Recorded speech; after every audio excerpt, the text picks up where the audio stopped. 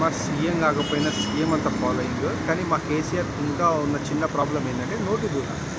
ఈ నోటి దూల తగ్గించుకోవాలా అయ్యా కేసీఆర్ తాత అంటే ఇంటలేడు. అప్పుడు కూడా అలానే చేసిండు. మీరుంటే వేస్తాం లేకుంటే పాముదుల వంట. ఈ గద్దర్ తాతనేమో గంటల కొద్దీ అసెంబ్లీ కాడ ఎండల నిలబెట్టించినాం. ఆ?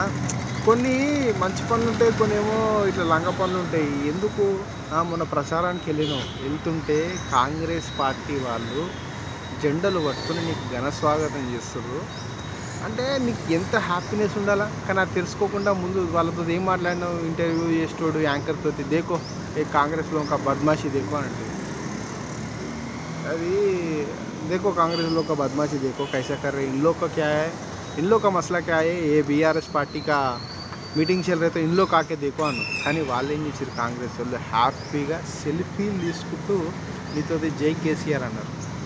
అది ఏంటి, కాంగ్రెస్ జెండా పట్టుకొని జర్ర తగ్గించుకో, జర్ర కొద్దిగా బల్బు అంటుంటుంది కదా, ఆ బల్బుని కొద్దిగా తగ్గించుకుంటే ఇప్పుడు మన రేవంత్ రెడ్డి అన్న అంటుండు కదా, పేగుల మెడలు వేసుకుంటా అది మెడలు వేసుకుంటా అని.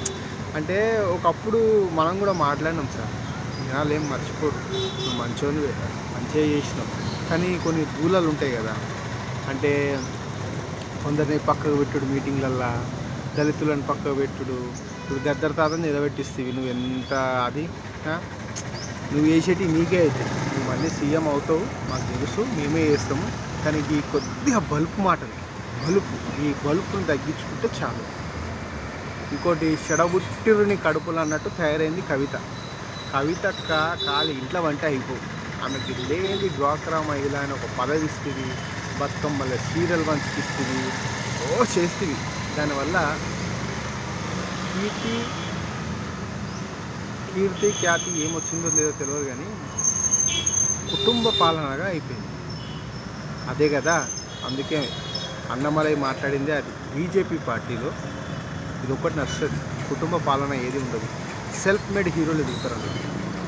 మన ఇదే అంటే అది వేరు ఇది వేరు. జై హింద్.